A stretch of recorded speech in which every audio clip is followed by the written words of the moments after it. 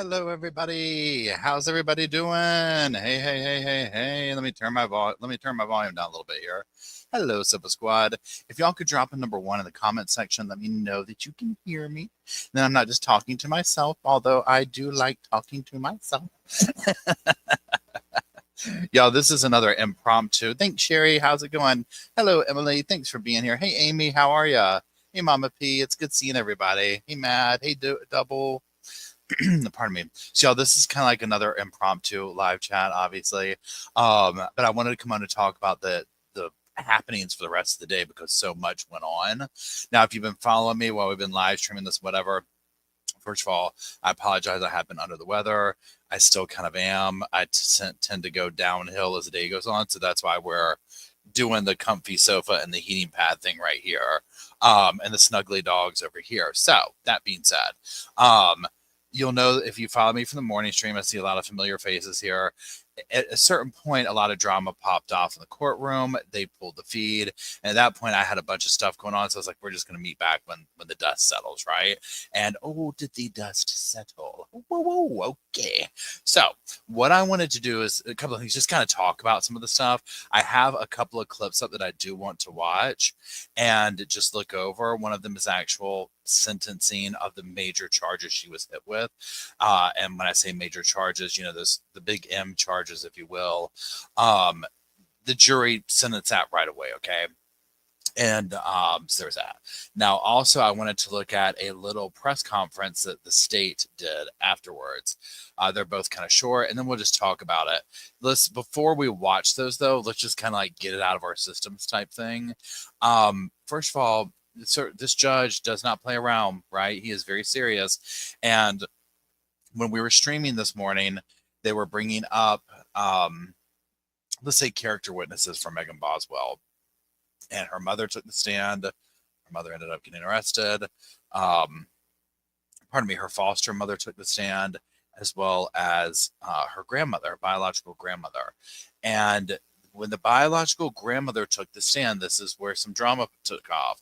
Now, the way I saw it from my end, I'm not sure whose camera it was. It was Law and Crime or Court TV or whoever it was. But I kind of walked away. It was like technical difficulties. And I saw them rewinding the clip and going back and rewinding the clip and going back. So I walked out of the room. I was like, I'm not sure what's going on. I came back in and they have a clip up and you can see 4 of the jury members there. And I was like, ooh, that's not good. Like, of all places to freeze frame this, like, what's going on? So if you've watched the whole trial, you'll know that the John, I was reading, I saw John's name came in the thing. Hey, John, not the John, but the judge. Okay. The judge was like, look, I don't play around. If you so much as show anyone in the jury, I don't care if it's by accident, you're going to jail for up to 10 days. You could tell all your little camera friend people that, right? And he stood by that word. And apparently does anybody know, was it Court TV cameraman got arrested? Somebody did. Somebody got thrown to jail over it. Okay. I don't think they did it intentionally. I hate using the word intentionally, but I don't think they did that. But yeah, John, whole different show, right? That was so funny. The John, everybody's like, what? They have one of the Johns in there. What's going on, right? Please hold 1 second. Let me get my medicine, my Gatorade. So they yanked the feed. And the judge was serious. He's like, we're done. He's like, you're done. You're done. Okay. So they yanked the feed and that was that. And that's kind of when I was like, you know what, we're just going to come back to this later. And then there was this, that, and the other. Hey, Indy, how's it going? I hope you're feeling okay. They yanked the feed and then they come back on later and they're showing the, like almost like the courtroom camera or whatever. And that's what we're going to watch for the very quick sentence. It's just a couple of minutes long. And, with the guilty verdicts and all that. So yeah, I mean, there was that. And then apparently Angela Boswell, Megan's mother, had outstanding warrants. Nothing major serious, but she was arrested. So she's back in that cycle. Yeah. And so, spoiler alert, whatever you want to say it or whatever, she was found guilty, obviously, on all charges. It seems as if the jury went back. They took the case yesterday. It would seem as if they got the case and were basically like, yeah, that's what do y'all think, right? They went back to the room. It didn't take them long. They had a ton of paperwork to fill out. So I personally think they probably just went through a few motions. They were all like, y'all good? We all on the same page? Let's go home. Let's sleep it off. Let's come back in the morning. I'm sure that was emotionally exhausting, right? Emotionally exhausting. Like once that was over with and it was completely finished, for the way I react to stuff like that is literally I would just be like, I want to sleep. Okay, so Detzcow says a photographer with WJHL was taken into custody and had their camera confiscated. Wow. Crazy. And thank you for the update. Hey, Linus, how's it going? Let me get another sip of my medicine. I apologize. I've had the worst stomach. I thought it was food poisoning, y'all. I now think it's maybe the stomach flu or something. I don't know. I was doing much better earlier, but as the day goes on, I just kind of, so if you're just joining, I apologize. So that being said, the official sentencing on the rest of her charges is going to be, hey, Shayna, May 23rd, I believe, or May 22nd, somewhere in there. So over in May. Remember, the big 3 charges she got hit with, they sentence her right away. Then these other charges, they're going to hit her with. And on that note, pardon me, let's go ahead and watch these couple of clips to give us a little bit more context for those who maybe didn't see it or whatever. And we'll watch this and we'll keep talking. So without further ado, let's just review for a second, please hold. Thank you.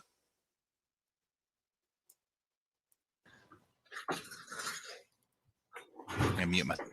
All right. Madam Foreperson, did the jury come to a unanimous decision for sentencing on counts 1, 2, and 3? Yes, Your Honor. If you would deliver the verdict for count 1. We, the jury, unanimously agree that the defendant shall be sentenced to imprisonment for life. And did each member of the jury sign the form? All right. If that is each individual juror's verdict, please raise your right hand. Let the record reflect each juror raise their right hand. In count 2. We, the jury, unanimously agree that the defendant shall be sentenced to imprisonment for life. And did each juror sign the verdict form? Yes, Your Honor. If that is each individual juror's verdict, please raise your right hand. Record reflect that each juror's raised their right hand. And in both counts 1 and 2, did you find an aggravating circumstance? Yes, Your Honor. Okay. And in count 3, did you reach a unanimous verdict? Yes, Your Honor. And if you'll deliver that. We, the jury, unanimously agree that the defendant shall be sentenced to imprisonment for life. And did each juror sign the form? Yes, Your Honor. And did you find an aggravating circumstance? Yes.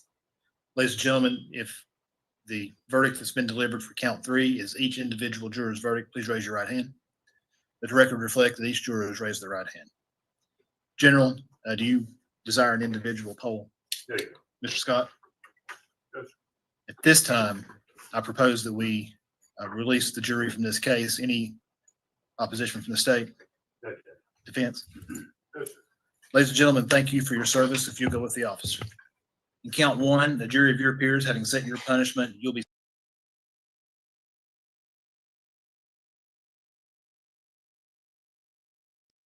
Okay, so you heard it there, right? So yeah, that squeal took me out, right? Oh my gosh.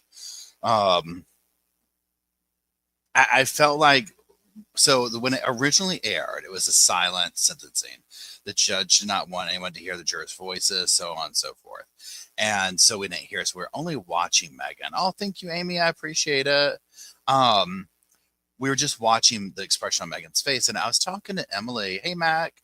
I was talking to Emily earlier today, and I was like, you know what? Think like now that we're sifting back over it, and number one, yesterday when they finished the closing statements, whatever, and they showed Megan. It was the first time, at least publicly, what we've seen or I've seen, whatever, that I was like, she actually looked scared and worried. Like that was the first time I've seen fear, like true fear in her eyes, right? And then today when she was crying, when it's almost like, well, don't cry now, right? I mean, it's like, you know, but on the same note, I'm like, okay, well, anybody, no matter what, is still going to be like, I would assume. Okay. Oh, thanks, Julie. Oh, this is it. It's official. I'm never leaving this place. Like it's said and done. Even though I'm kind of like, I surely her lawyer told her, like, this is not probably going to pan out the way you want it to, right? But it gets into that conversation of just how do you go? And this is another thing I said to Emily. I was like, was the Megan that we saw crying for the baby Evelyn, talking about baby Evelyn and the baby shark and all the little things and all this, that, and the other, was that fake? And this is what was real, the evilness that we saw. It's, I don't know how you go from that, because like we were like looking through her Facebook page yesterday, right, and all the things and stuff like that, and it was like when Evelyn was a cute little Facebook post, a cute little story, she seemed to post about her a lot, but then just all of a sudden we go from that to this, and this is so horrifying and so heinous that it's unfathomable, right? I'm sitting here, it gives me goosebumps. I'm sitting here thinking, imagine being those jurors, or anyone in the courtroom really, but imagine being those jurors. Like they've come in off the street, right? They're just like doing their duty. And you're seeing pictures of this poor little thing thrown away like garbage.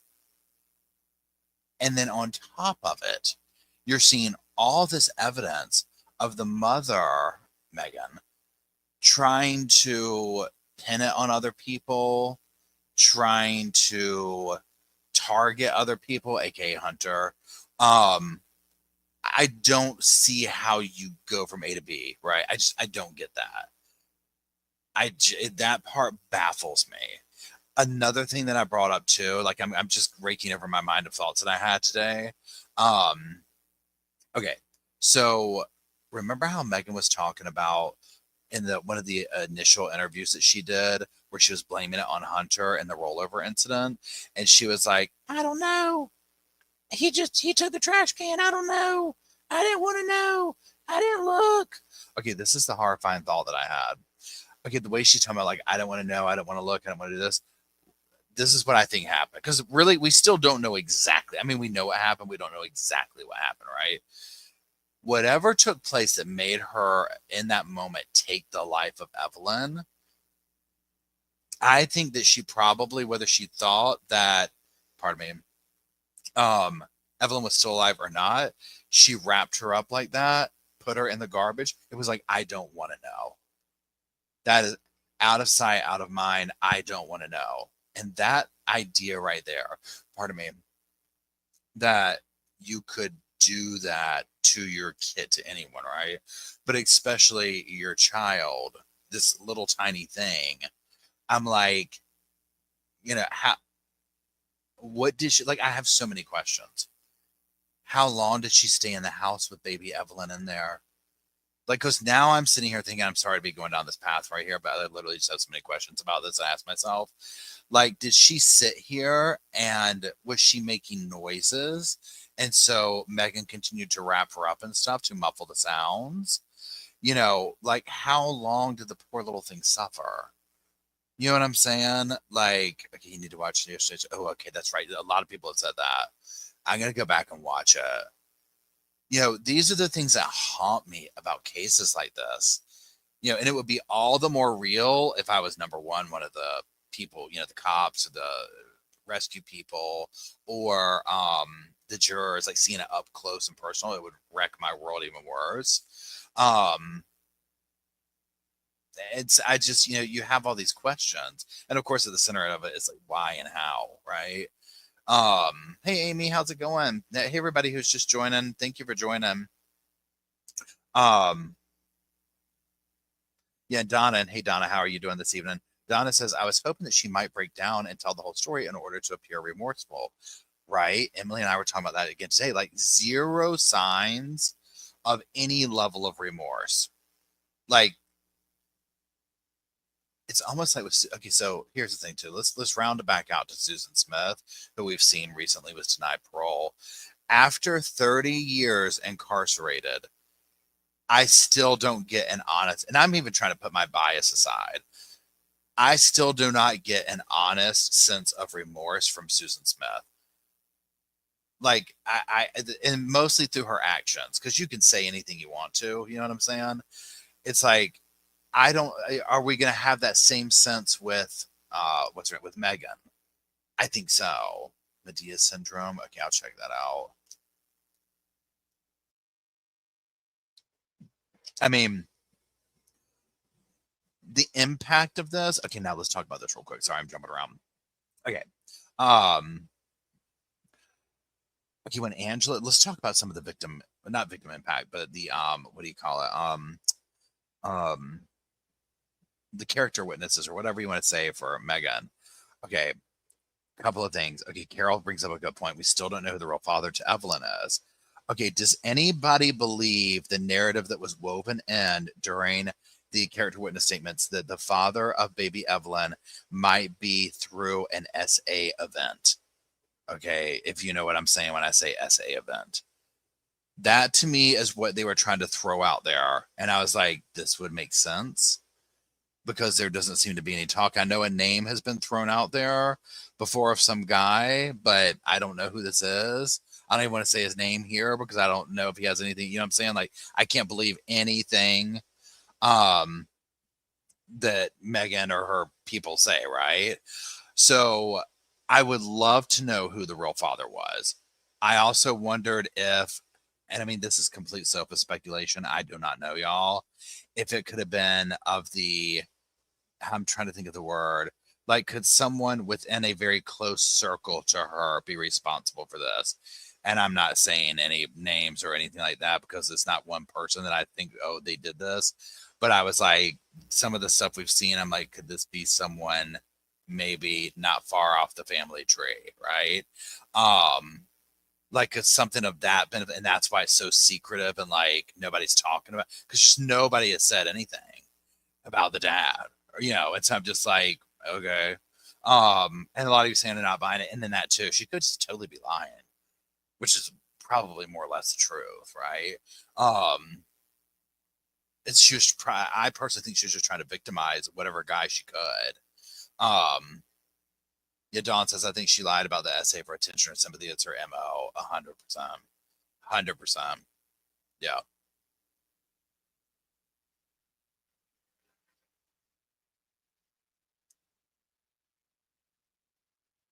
But that being said, regardless of that, okay, so there's that. Then the mom, so let's start with Angela. She's the first one up there. Angela is the biological mother. She's got her own set of issues going on. She personally did not have anything to do with, like, say, putting her physical hands on the situation like Megan would have you believe. For Angela to get up there and be crying and taking the blame for this in the way that she was, and basically just calling it out and being like, yeah, Megan had a really crappy life. You know, we kind of failed her. You know, I was like, wow. I mean, it was starting off heavy. Now, again, this is where you get it. Hold on, let me take some.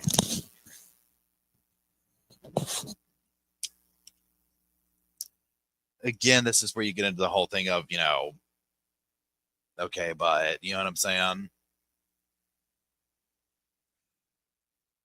Hold on, bigger on that says, I think it's something here that it sounded plausible if Megan was 6 years old. You know what? I didn't think about that. Bigger on the inside. Bigger on the inside brings up a good point. So let's jump real quick to the grandmother. I'm sorry, I keep calling it now. The grandmother, the foster mom. The foster mom talking about when Megan came to her, she had lice, she had this, she had that. For whatever reason, until now, for whatever reason, when she said that, I naturally in my mind was thinking that Megan was a little kid. I completely forgot that she was 17. Like, you see what I'm saying in that moment? Because I so highly associate that behavior with a young, small child. If she had her hair ratted to that point with lice and whatnot as an almost 18-year-old, I don't know. I don't know what to say. That part is wild.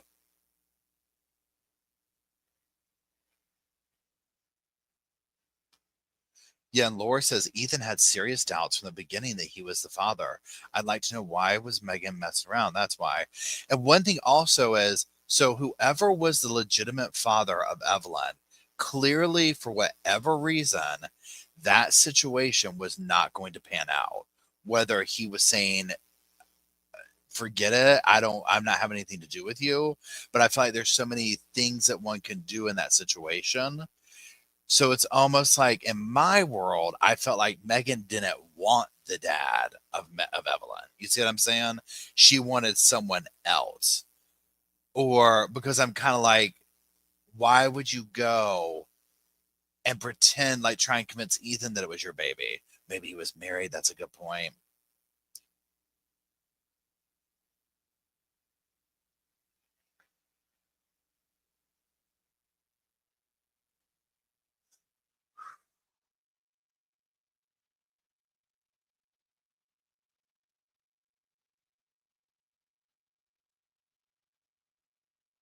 I'm just reading your stuff right now, real quick. Yeah, Tracy says 23andMe knows exactly who the dad is. Right. The vibe that I got from pretty much all these guys, well, Hunter and Ethan are the only two, right? That I know about in this case. I just got the vibe that she hooked up with these dudes, and maybe on the dude's part, it was like a fling, and she tried to maybe turn it into something more. And maybe they were, because it was just weird to me how it was like, I mean, number one, you're kind of just randomly getting entangled with these guys, but then it escalates quickly. Like the backstory to Ian before he got on the stand, I would have thought there was this intricate relationship. And he's talking about, I barely even knew. I think he maybe met Evelyn once or twice. And you're like, huh? I thought that this was way deeper than that. And Camp says because she wanted someone to love her. And yeah, honestly, I think that's a huge part of it. And yeah, Jazz is using the baby as a trap, 100%. I think she definitely wanted someone to love and take care of her. Almost like needed that definition. Whether it was to be like legitimately taken care of, whether it's like financially, whatever, but almost like that person that's going to like keep up after her. It sounds like her family, meaning like her dad at a certain point, maybe the grandmother, I don't know, kind of cleaned up her messes, so to speak. Obviously not at her house, but like, the dad gave her the trailer, he got her the car, he did this. It sounded like she was just kind of like a spoiled brat and was used to having her way and not being told no, down to just the pure. And then I'm sorry, but you have to have something going on when you live that way, right? Like there has to be something going on. Like, and I'm talking about severe depression. The way that house was, if there was not any kind of like other history of something going on, to me, and again, I'm not a doctor or therapist, anything like that. But I just feel like there has to be a lot going on there. And Sarah, you bring up a huge point to me as well. Sarah says, "Oh, mommy's saying she had no idea about the drama in the family was BS to me. There's no way." Okay, it was very interesting when she talked like, "I don't know what goes on behind their doors. That's their business. I don't know." And to me, I was like, oh, okay, this is whether she knows or not. This is definitely one of those families, and they might be very like, and I don't know what the word is, if traditional or conservative, where like, even though he's the son, he's the man. And so you see what I'm saying? Like whatever he says goes, and don't ask questions, mama, about what I do with my woman. You know what I'm saying? But she acted like that, kind of like, I just call it like mountain man code of you don't ask, you don't tell. You don't see nothing, you don't say nothing. That's your business. What goes on your porch is your business. What goes on my porch is my business. And everyone keeps their mess on each other's porch. It doesn't matter who you are. And you certainly don't go talk to the cops. You know what I'm saying? Right? You certainly don't go talking to the law or anything like that about it. So that was the vibe I got from grandma.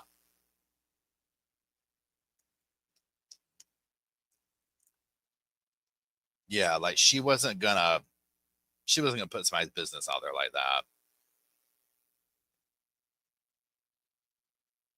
Because there's no way you wouldn't know. I mean, there's no way.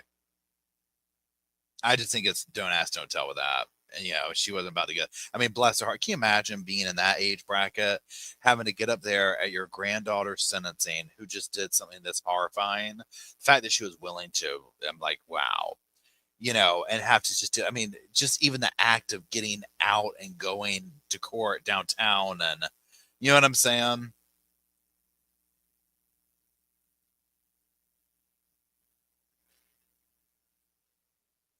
Wait, Linus says hold on, let me go up here.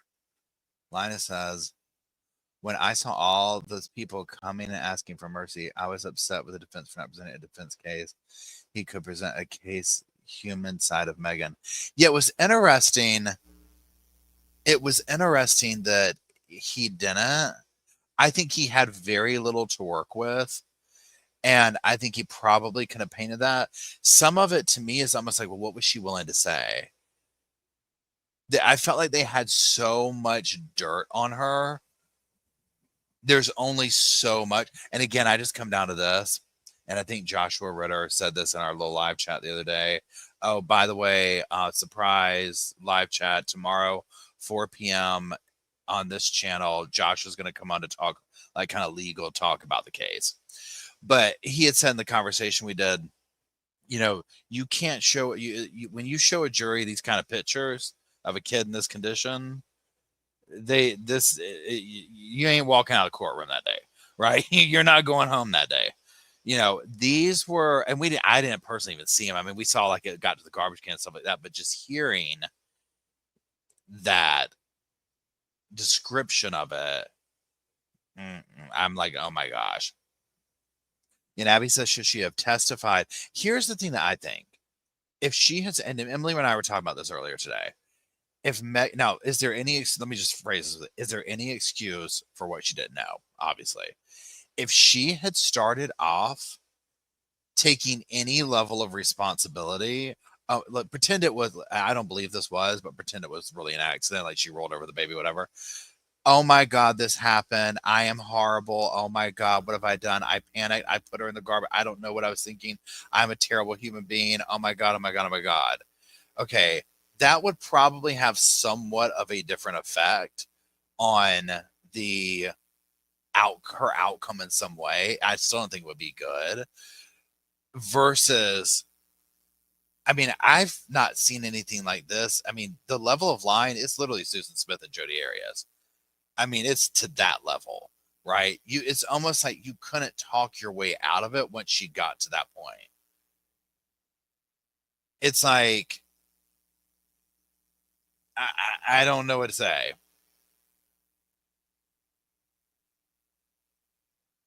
And yeah, say Downer says, why keep her in the trash? So this is what I think happened. So let's talk about, like, if we want to, talk about theories, whatever.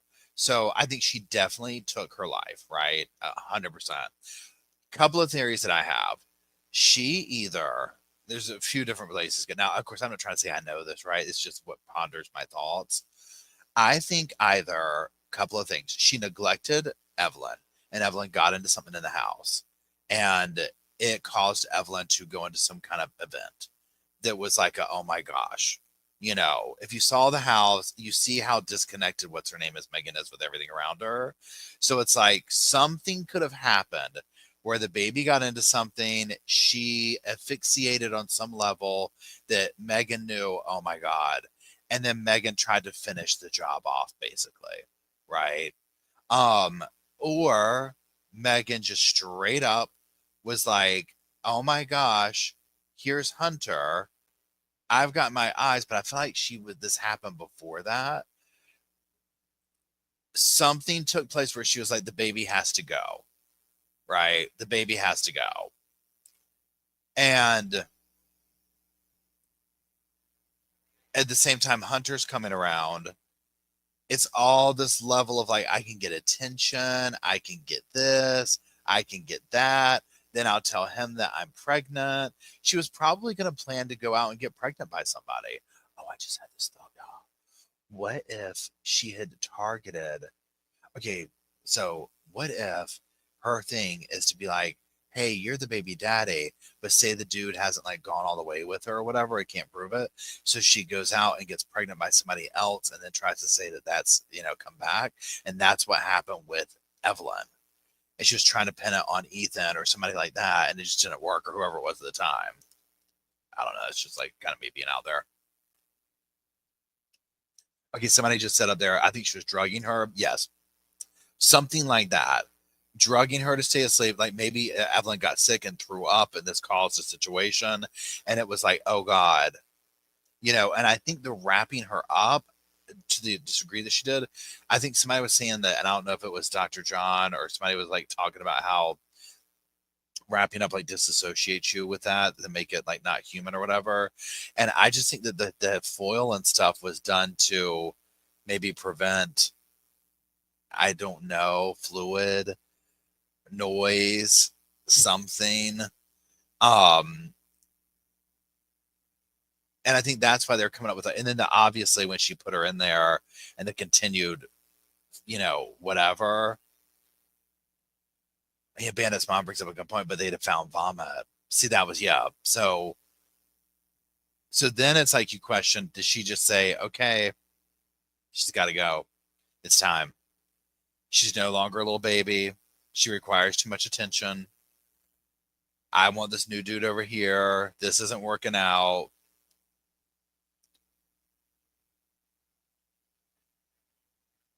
And yeah, Hunter, he had his dad had the money. I know, right, Amy? He had money. I'm sure he was a good target, and I do think that, I think that he was a target.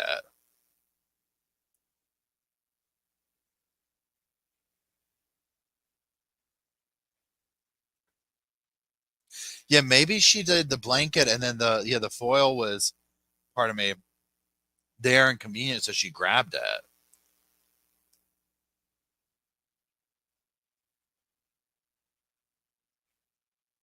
And again, there's no, and I'm not trying to be mean when I say this, but like we've kind of seen where Megan's train of thought is like, how do you say it? She ain't the sharpest tack, okay, is what I'm trying to get at, right? Like she's, she ain't the smartest one out there, okay? So that's why I think some of the stuff like we'll question, and in her world, it could have been like she had some level of reasoning like the foil, but it was something completely over here because she's just, she's not that bright, at all. Yeah, not the sharpest knife in the drawer. So I don't know. Kayla asked, did they test Hunter against some LDNA? I don't think they did they?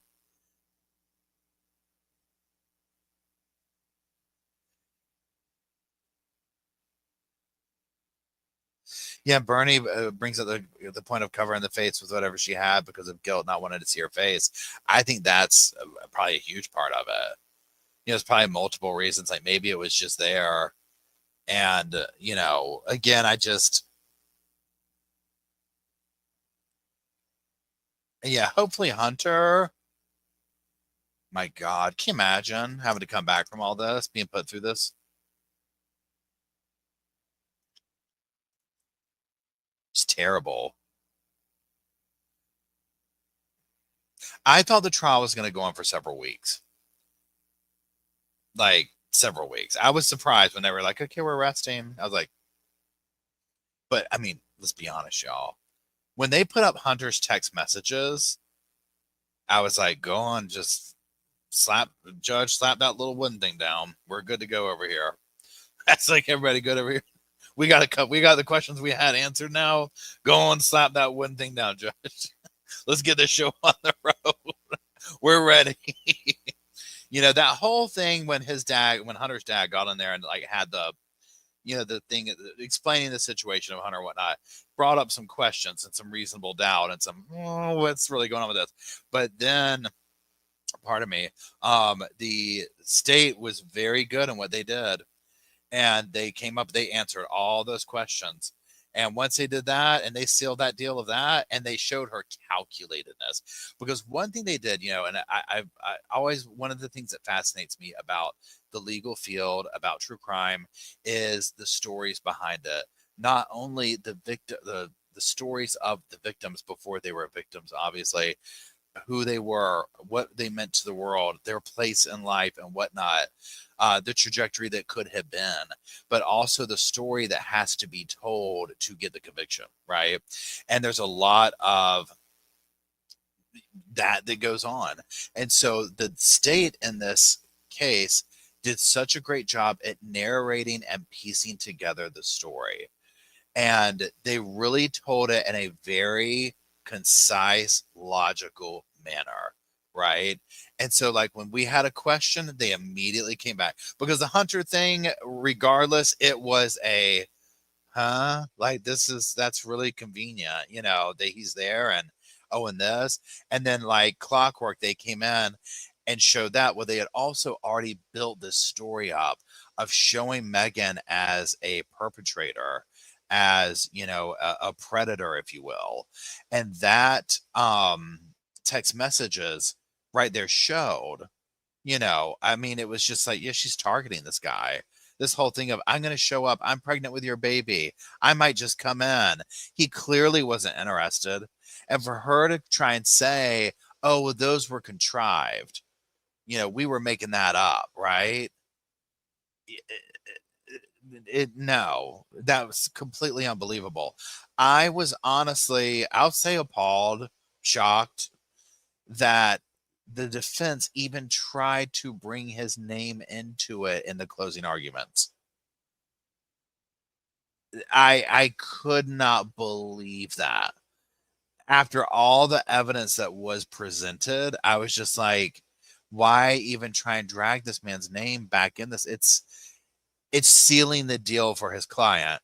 But again, it's you can only work with what you got, right? And I mean, you saw him, he was talking to the state, laughing with them, the judge, when they were like, off, if you will.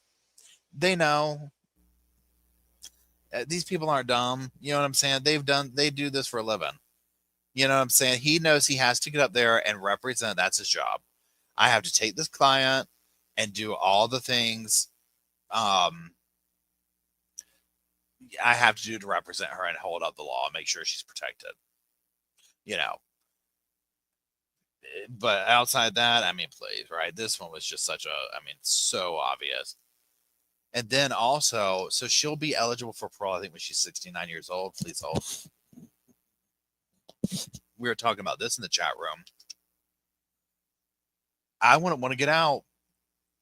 Your whole life has been spent behind there. If you live to be that old, right? So if you live to be that old, your entire life is spent behind there. What are you going to do? All your family's gone. Her life stopped 5 years ago, technically. Now, granted, you still see she has people, just like she did on the outside, where she had people that cared about and loved her, as well as baby Evelyn. She had agency, she had resources, and she chose, I mean, this is the path she went down. And so, yeah, Becca says she won't have Social Security, no retirement. I mean, no, not her retirement would be like a man or a woman that was willing to take her in, right? Um, oh yeah, Bernie brings up that too. How about the demonization of people with schizophrenia? I mean, that was the thing that so if you watch the trial where he was making comments, trying to allude, I almost wonder if Hunter could get a defamation suit against him. You know what I'm saying? Like, I don't know if that's like some of the things that he brought out. He was essentially trying to allude to with the tinfoil, and he was like, well, people with schizophrenia are, I forget the exact wordage, they're known to wear tinfoil hats. It was so cheesy. And it's like, pardon me. It's just the way he did it. It was just so cheesy.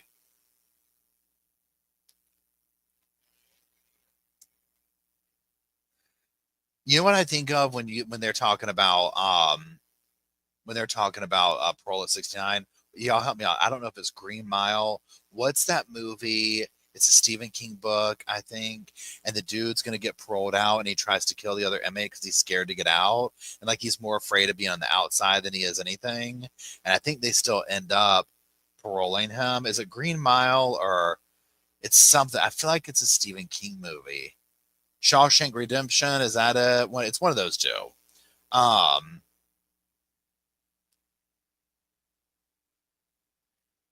But that's what it reminds me of because I'm like, you would know Red and Shawshank Redemption. Thank you. Like you would know at that point. Wait, hold on. Let's do that right there. That would just be your life, you know. So unless you had somebody really whatever, unless you were like on your last leg and you had someone who was going to take you in to let you live your days out. I mean, I don't know. I was surprised the jury did that though. I was surprised. Yeah, I felt like they wanted to show her some form of grace, some form of something that she did not show her own child to maybe teach her a lesson. I don't know. Now, here's the thing. The judge, and this will be very telling, he could come in and stack those charges up against her consecutive. So it might be like, well, yeah, once you get paroled out, now you've got 50 more years to live out. So there you go. You know, I know. And Black Widow says how the world changes in 40 years. Can you imagine? Imagine even 10 years. Please hold.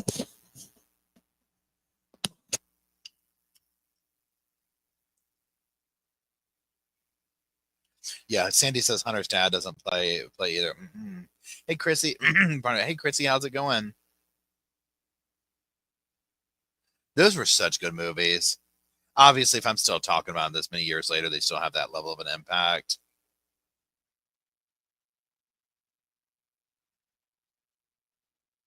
Yeah, Amy says it was at the closing when the defense attorney yelled at the jury.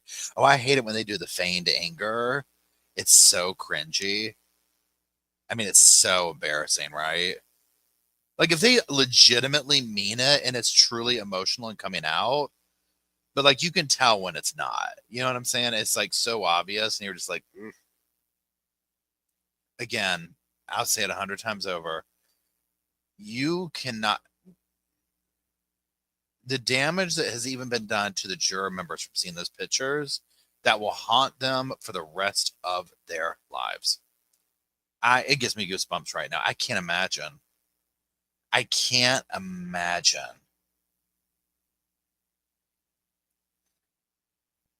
Yeah, performative. Performative.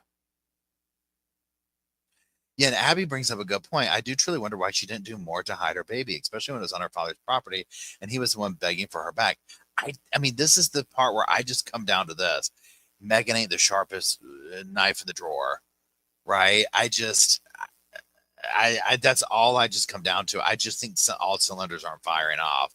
And I'm not trying to be mean when I say that, but it's just this level where I'm just like, what, why, I, why would you think you could get away with any of this? It's so messy. The whole thing is so messy. Um, yeah, ain't the prize crayon in the box. I mean, and Kasha brings up an excellent point. If she's used to living in survival mode, she's just trying to get by in the moment. She's not thinking ahead. 100%. I think a lot of that is what's going on. Because when you watch her, like in the interviews and whatever, she's literally just making this stuff up on the fly, I think. Like she's literally just coming up with a story. Literally just making it up as she goes. And then by the time she gets to the next thing, it's like this whole thing of like, oh yeah. I mean, because you heard the one TBI dude, he was saying that she was like, oh, I want help getting to my car and this, that, and the other. And as soon as they got outside, she ran over to do an interview. And he's like, what? I mean, that's just like, it's literally just that moment. That moment. I would love to. I'm going to ask Josh that tomorrow. Not that he would know, but I'm very curious to know, like, what would a plea deal look for someone like this? You know what I'm saying? Hard to be, if at all. You know, because the state was like, you know, they were very about, yeah, we sealed this stuff up real quick. We no, we don't want this out there. This is going to be tried in the courtroom. I will hand it to this county in Tennessee that they did an excellent job with this. That judge did not play. I mean, I hate to see the camera person thrown in jail or whatever, but I mean, they were very serious from day one about this. You know, yeah. Karen says, "Look what they offered Sarah." Muggs, I thought you just said I'm on a log, and I was like, please, do we need to help you? Do we need to send help? Is the log in a safe area? I just immediately envision like going down the river. I'm like, I have lots of questions, but I see it's a lag. I'm on a lag.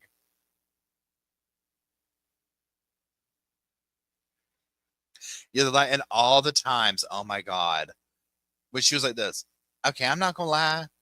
Okay, I'm gonna be honest. Honey, I was like, girl, they have seen this. No. This is, no, absolutely not. They already know. Okay, so I'm gonna be for real now. And then she'd come up with something that was even more next level. That was so over the top. And they knew this was like, we're just trying to bring her home. We're just trying to bring her home. Now, her own mother, who she threw under the bus, came in there to testify for her. I mean, that says a lot. You know what I'm saying? It's like, hold on.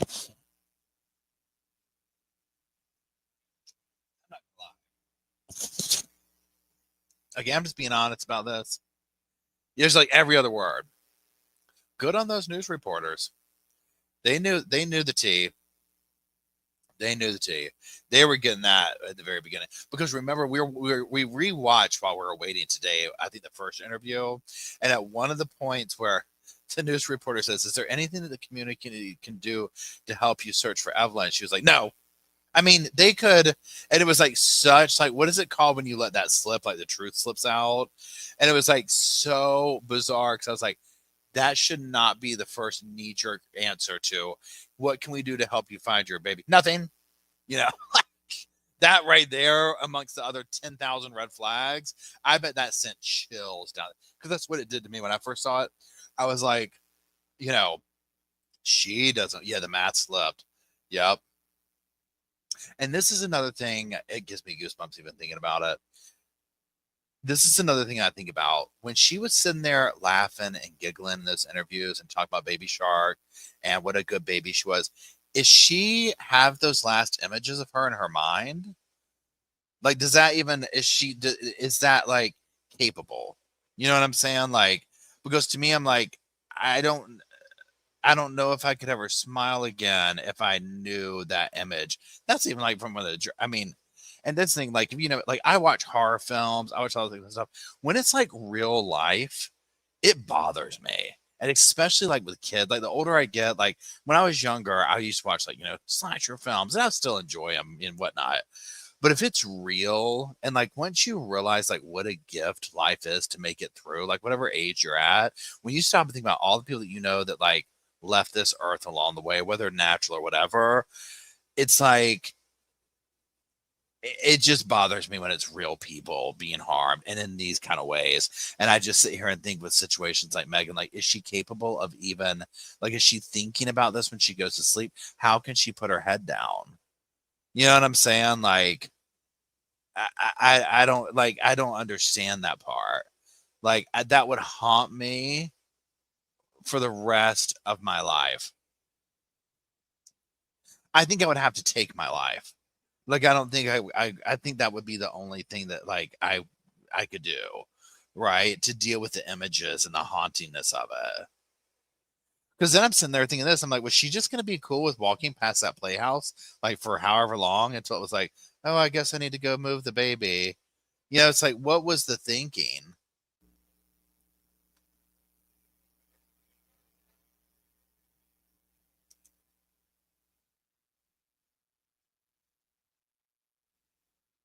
Yeah, Chandler Halderson. Oh God, that's another one, right? Oh my goodness. So yeah, this was wild. I feel like justice was served. I don't think she'll ever get out. I fully almost expect the judge to, honestly, stack those new charges on top of her. Hey, what's going on? The puppies are next to me sleeping. Oh, so we'll see. So we're looking at May for sentencing. I think April is the pre-sentence investigation, and there's that. So this is, I mean, years in the making for justice, and I think that the state did an amazing job. I don't think they showed Angela getting arrested. Yeah, the mom was arrested for previous. Hey JB, the mom was arrested for previous warrants that were out. Oh yeah, Joel Guy Jr. That was terrible.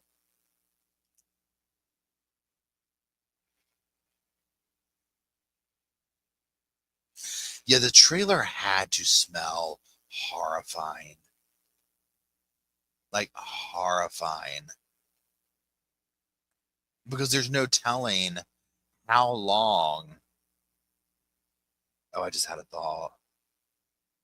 Okay, this is my thought. Trigger warning here. So I was like, what if whatever she did to the baby, she put her in the garbage can, left her there, and then as decomp started to set in, that's when she did the foil, thinking like, oh God, maybe this will help cover this. You know what I'm saying? Because I guess now another question is, how long was Evelyn in the trailer with Megan before she was moved?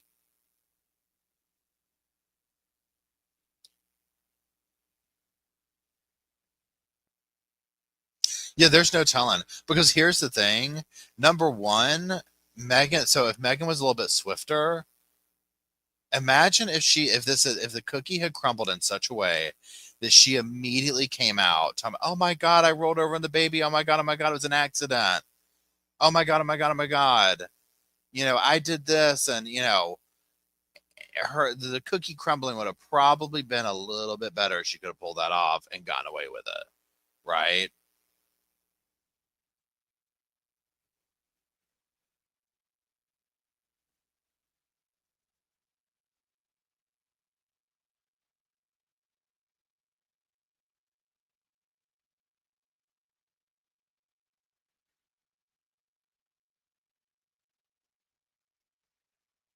Yeah, I don't remember when they said the trailer was cleaned out.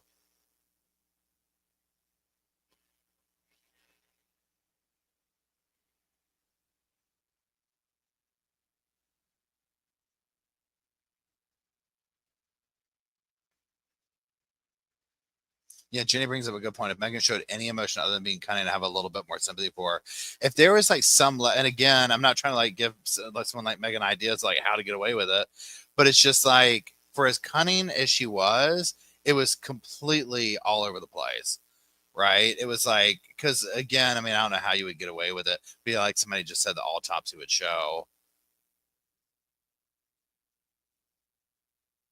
So Call Me Blondie said, did the foster mom ever explain why she said Megan had been AR'd, or why a 17-year-old didn't shower or wash her hair?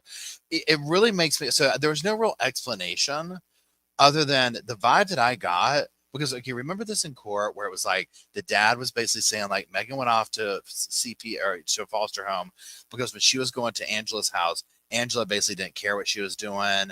She just let her do whatever. So Megan wasn't going to school, so she got sent there. So I think there's way more to that story than that, because I'm like, well, why wouldn't she just be sent back to the dad's house? Like, what was going on there? You see what I'm saying? Like, some of that's not making sense to me. So to me, it just sounds like Megan, there was zero, like, almost like a feral child.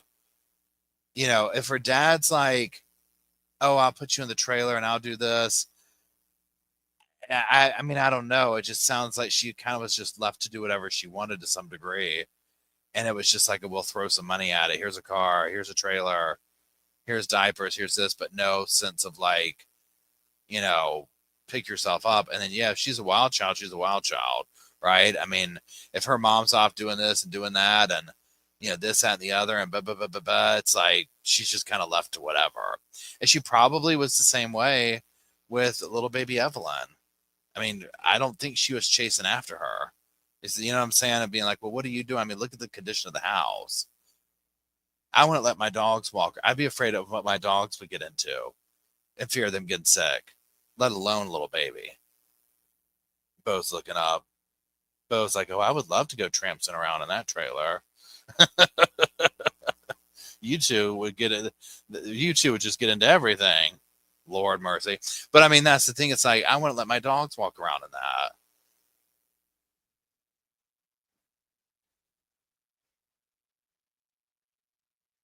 And then like the pictures and stuff on Facebook where she's posting, and again, I just think that I think Evelyn was a prop. And I'm sure in the very beginning it was cute, it was this, it was that. And then it was like, oh, this baby, Evelyn's a lot of work. She's, toddling around. She's, doing toddler things.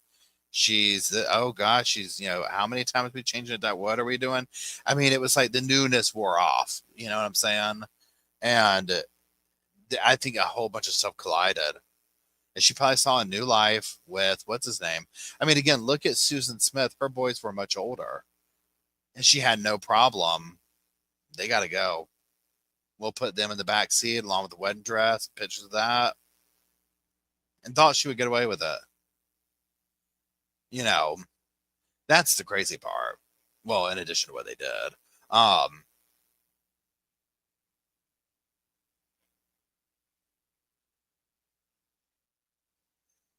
Yeah, Danielle brings up a good point. She says the defense saying there's no evidence of child neglect made me cringe so bad.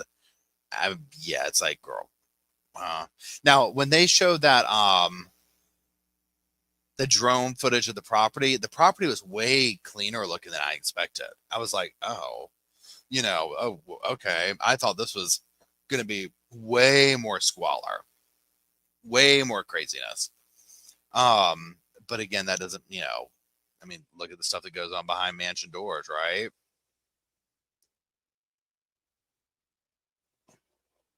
And LLB brings up a good point. Nobody knew what conditions baby Evelyn was living in. If they knew, I'm sure they would have changed their mind about her being a good mom. I mean, that's the thing where, like with the foster mom talking about, oh, she did this, she did that.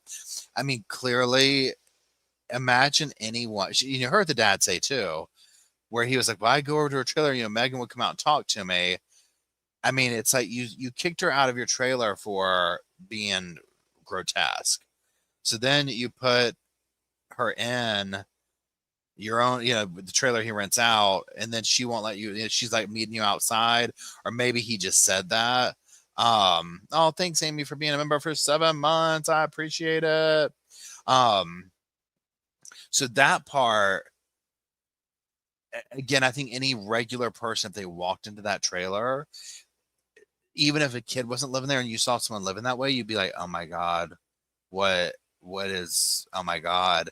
And then when you knew that like an infant, a child, a toddler was living in there, it's a whole other level, right? It's a whole, because again, just the fact that she lived as long as she did, now she wasn't in the trailer that long, right? Because I'm sorry, you can't tell me that there wasn't something. Imagine just the baby getting into rotten pizza on the floor. I saw like rotten pizza boxes in there. Imagine just a little baby toddling around, stumbling upon one of her old diapers. You know how babies are. They just get into like whatever. They're exploring the world with their hands, right? Just putting anything in their mouths. I mean, so that part right there, I'm like, how did this child even make it like a couple of weeks in there with her? You know what I'm saying? It's like, there's no telling.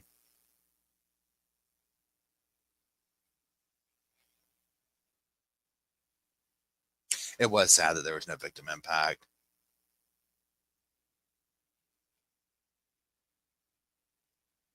Yeah, JB brings up a good point. JB says it tells us everything that the moment she didn't have people watching her kid for her, was actually on her own, was when all of this happened. She didn't want to be a mom. 100% agree. It's very telling that it's like, yeah, when she was around others, there was a standard that she probably kept up to.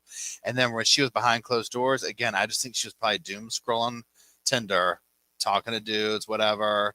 And that baby was just walking around, getting into this, getting into that, crying, I want this, I want that. And because even like her friends that were talking with, they were like, yeah, I met her for lunch and you could smell the baby across the table. And then the babysitter talking about, I've never seen diaper rash that bad. I mean, you know how also the cake lady unalived herself today? Oh my God, are you serious? So for those that, thank you for the update. For those that don't know, there's a case in, I believe, Brazil, it was, where a woman baked a cake.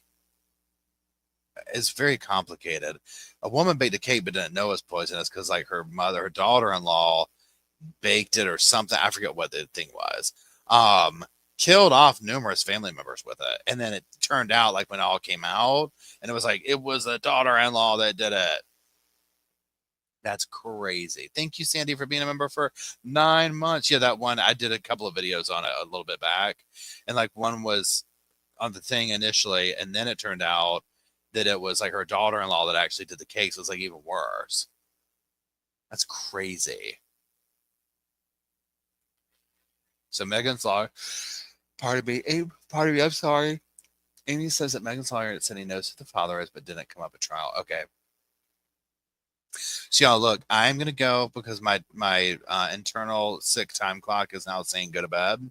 So tomorrow, 4 o'clock on this channel, Josh Ritter is gonna come for a live chat. We're gonna talk about the Megan Boswell trial. Sunday at 5:30, Dr. Barry is gonna come on, and we're gonna talk about the Megan Boswell trial through like a the psychology type vibe, right? So we have tons of questions, both legal and psychological, that I cannot wait to ask. So yeah, and I think I've already set up the stream for tomorrow. I know Dr. Barry is so wonderful. So yeah, so that's again, thank you, Emily, thank you, Indy, thank you, Tori, thank you to Al, the Sofa Squad. Thanks for following this case. The cases like that, I mean, all the cases are good to follow with everybody, but especially ones like this, where you can just really get locked into your own thoughts, and up here with it, it's so grotesque. So thank you everybody for standing by and for being so cool in the chat and whatnot. And that's it. Y'all have a wonderful evening. I will see y'all tomorrow at 4 o'clock. And that is it. I love y'all.